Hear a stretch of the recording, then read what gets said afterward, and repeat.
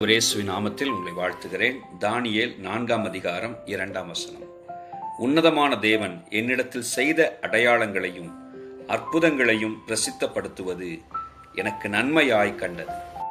Nebuchadnezzar ஆகிய பாபிலோனின் ராஜா கர்த்தர் தம்முடைய வாழ்க்கையில் செய்த அற்புத அடையாளங்களை அவர் அனுபவித்து அவர் செய்த மகத்துவ செயல்களால் தன்னுடைய வாழ்வு காக்கப்பட்டதையும் ஆசீர்வதிக்கப்பட்டதையும் உணர்ந்து அவரை மனுஷர் மத்தியில் ஜனங்களுக்கு நடுவில் பிரசித்தப்படுத்துவேன் என்று சொல்லி இந்த வசனத்தில் அவர் குறிப்பிடுகிறதை பார்க்கிறோம். ஆம் பிரியமானவர்களே, நம்முடைய வாழ்விலும் ஆண்டவர் செய்த ஏராளம் நன்மைகளை உணர்ந்து அனுபவித்து ஆசீர்வதிக்கப்பட்ட நாம் அவருடைய மகத்துவங்களை சொல்லி மனுஷர் நடுவில் அவரை உயர்த்த நம்மை ஒப்புக் கொடுப்போம்.